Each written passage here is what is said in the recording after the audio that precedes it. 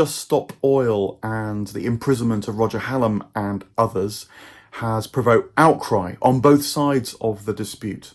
The protesters themselves and their supporters cite freedom of speech and that the law itself has become a threat to society, whereas their opponents in the media and elsewhere look at the damage and the danger that Hallam and his tactics have wrought and see the whole movement as a kind of doomsday cult, backfiring now in its actions, repellent.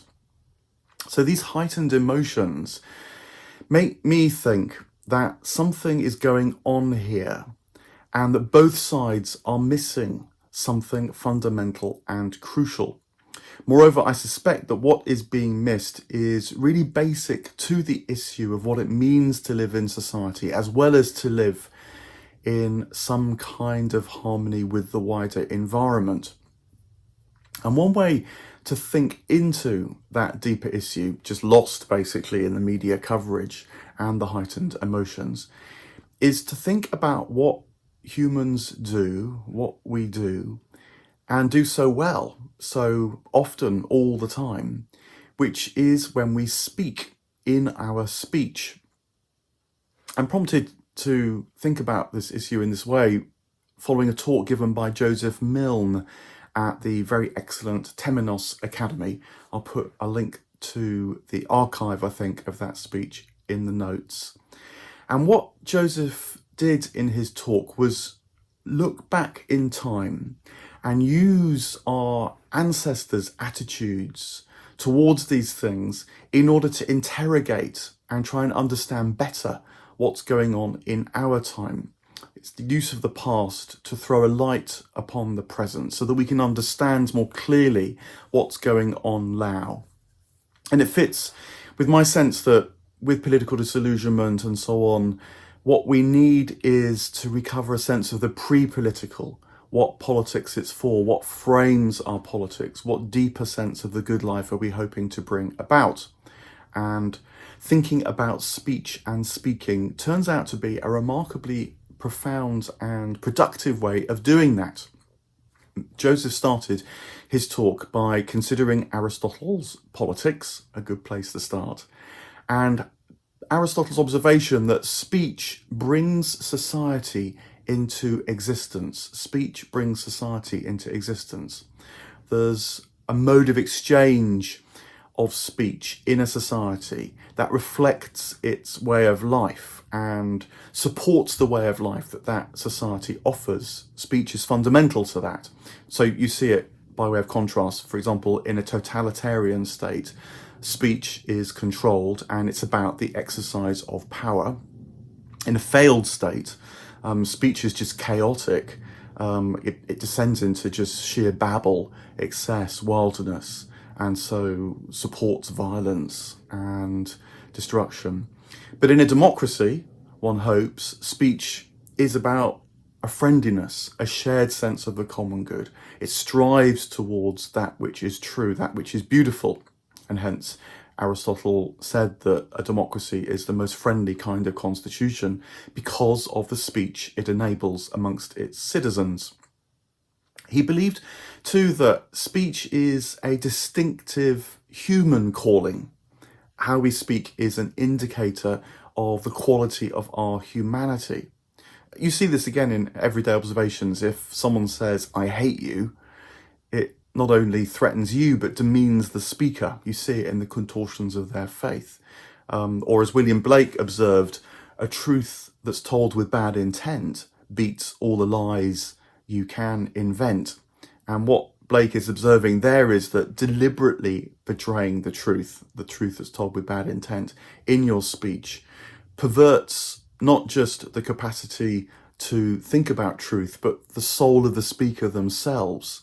This is why Dante puts betrayers in very low circles of hell. They're trapped by their perverse desire to use their power to speak and other kinds of power. Aristotle also thought that speech is closely linked to justice. Man alone has speech, he said.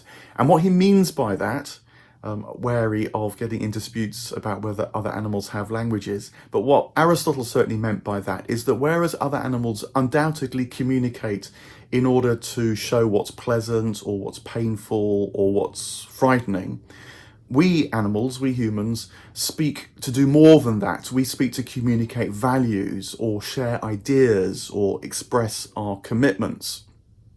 And Aristotle said this is why the collective form in which humans live is not that of the herd or of the nest, like ants say, but is the city. So households, which are formed based on bonds of affection, can become a city of households when those bonds of affection become bonds of justice, supported by the right quality of speech.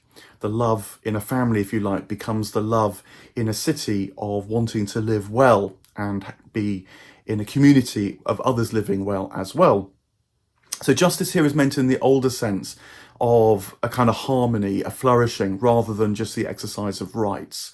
And justice in the older sense brings about the many in order that the whole can live well, each contributing to their good as well as the greater good. So it's why, for example, in Aristotle and others' visions of the city, sports festivals or poetic festivals or religious festivals play a crucial part, because those events display the exercise of this richer notion of justice, competing and creating, honouring the gods. Each person can contribute to that and bring about that which is excellent, not only in themselves, but in the wider polis. So again, to make the contrast with how justice is often thought about now, it's not merely about the exercise of power or will, let alone the kind of reactive instinct to repel your enemies, identify enemies, quash your enemies. That turns the city into a mere collection of tribes or warring herds. And when that happens, politics is in some measure in crisis. Now, law and political discourse, therefore, are fundamental, because it's through these ways of dialoguing with each other that we discern that which is good, beautiful, and true, that which enables us to speak properly. And you need that kind of discourse. It's done through a certain quality of dialogue, because the things of which we seek to speak exceed us and our capacity to understand them, but our speech brings that which exceeds us, that which is greater than us, into a form that we can live by. So that which is true, we understand it in part. That which is novel can lead us into a greater life. Difference as well can be understood as part of a greater whole. And this is why unity, in the sense of politics as Aristotle understood it, is very different from uniformity. Uniformity is insisting that everyone speaks in the same way, whereas a true unity has difference of speech, but in such a way that those differences contribute to an enrichment of the whole. If you like, it's a difference between a totalitarian state and, the vision of Pentecost in the Christian tradition, where the disciples spoke of true things and each person heard of those true things in their own language. And that was the wonder of that moment. That's the joy of true speech.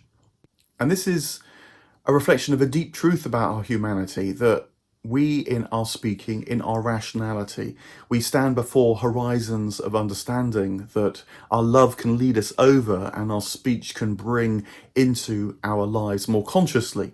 It's this wider sense of how everything is put together in a way that exceeds us, but that we can understand and make some sort of coherent representation of.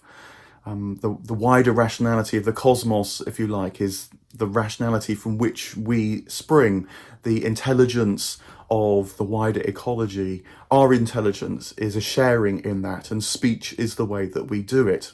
Part of the human calling is to bear witness to that wider rationality, that wider intelligence, which Joseph Milne pointed out is why creation myths are always at the foundation of civilizations.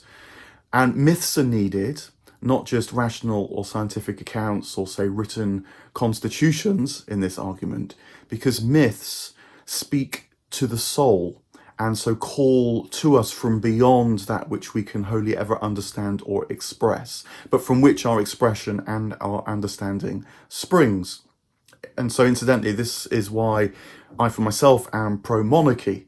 I'm speaking a few days after the state opening of Parliament in the UK with all its pomp and ceremony. And I think that ritual's really important.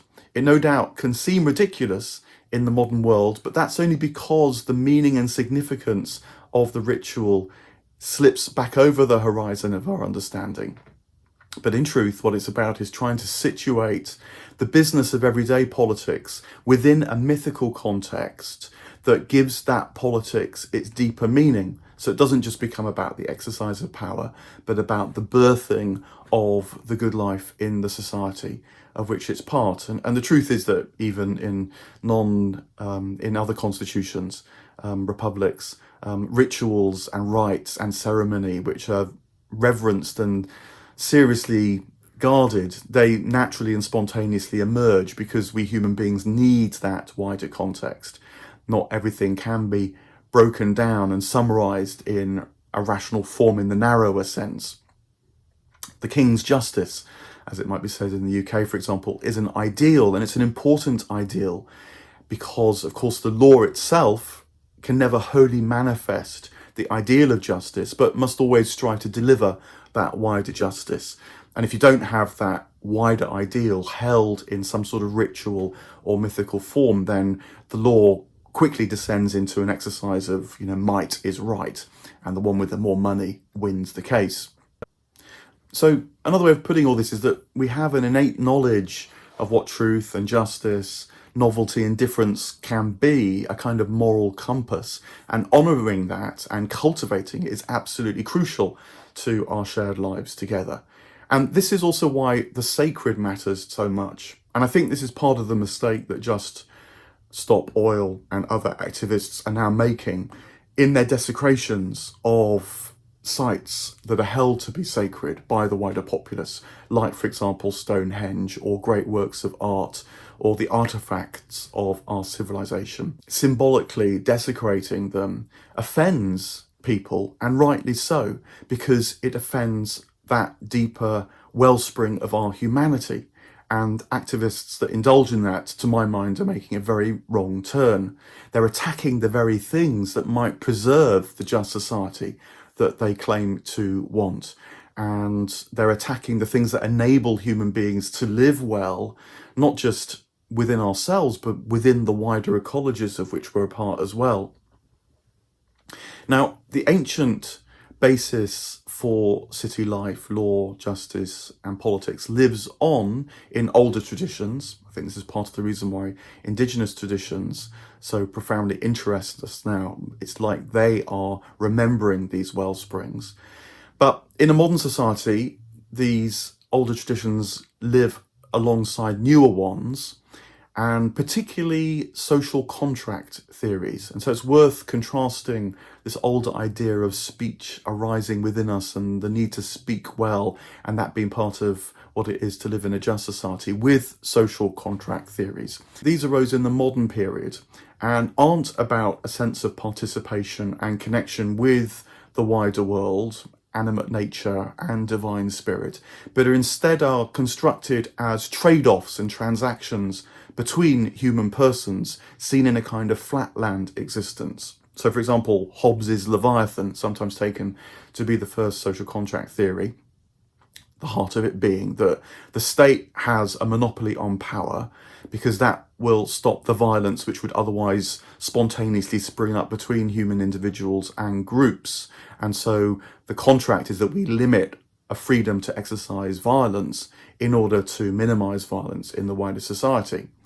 A slightly less bleak version of social contract theory comes from John Locke, and he argued that human beings have rights only insofar as we respect the rights of others. And so you can see, therefore, the trade-off as well. And in a way of understanding what's happened with Just Stop Oil is that this principle of the trade-off of rights has been overstepped by them. They're exercising their rights to the excess that it limits and curtails other people's rights to get to work, for example.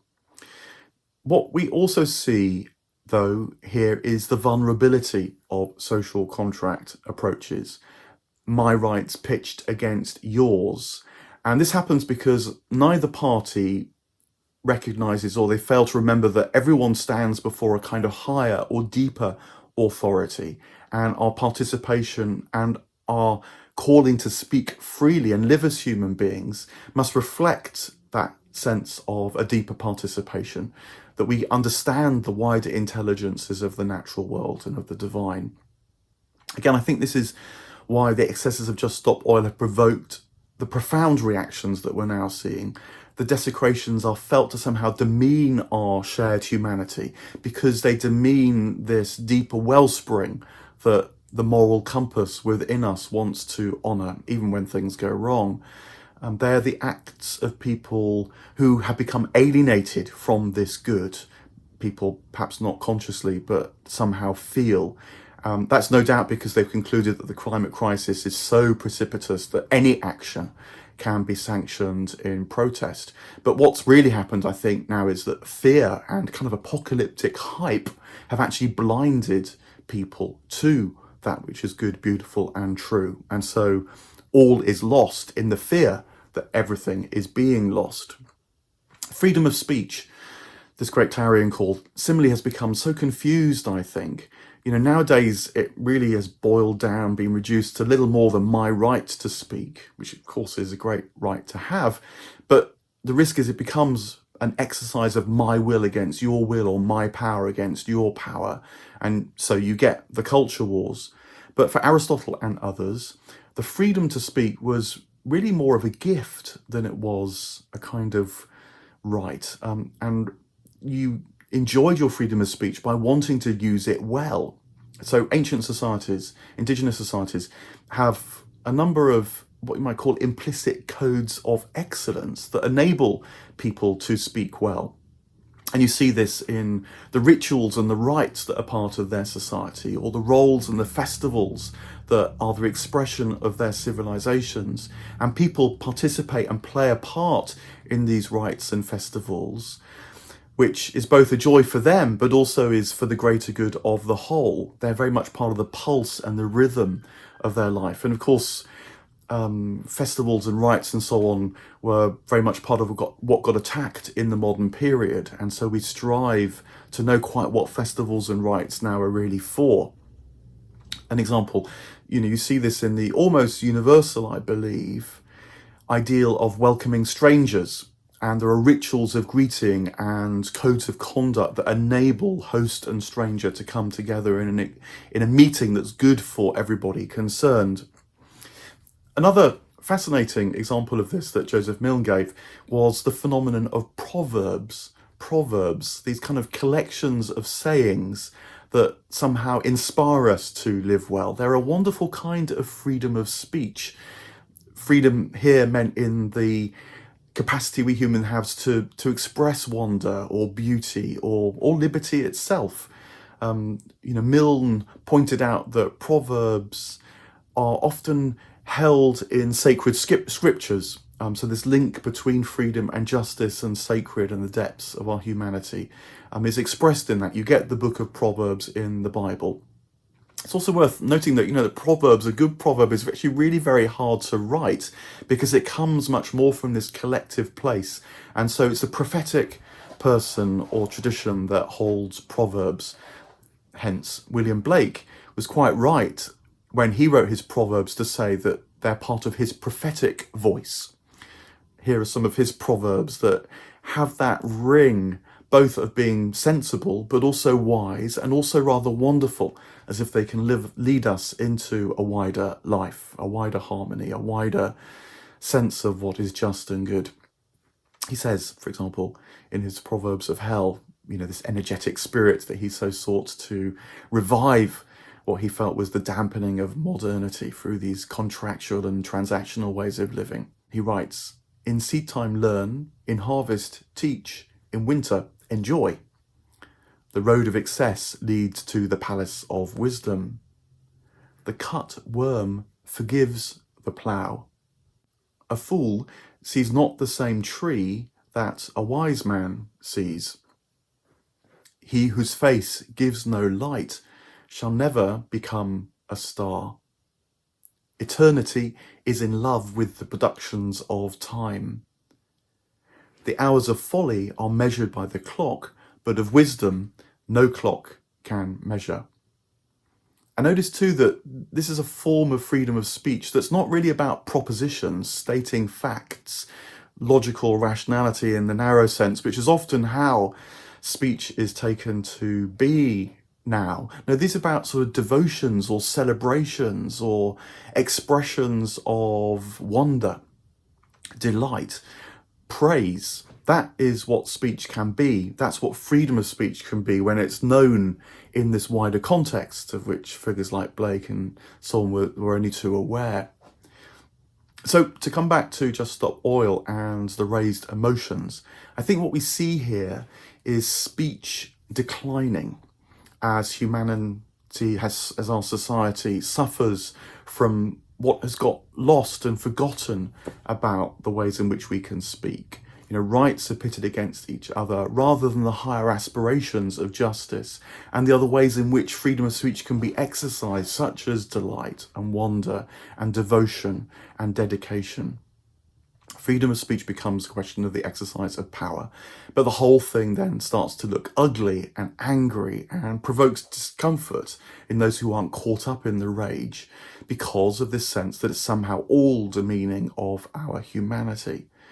By their fruits you will know them, as the good book says in another proverb. More generally, speech then is a good indicator of where our humanity is at.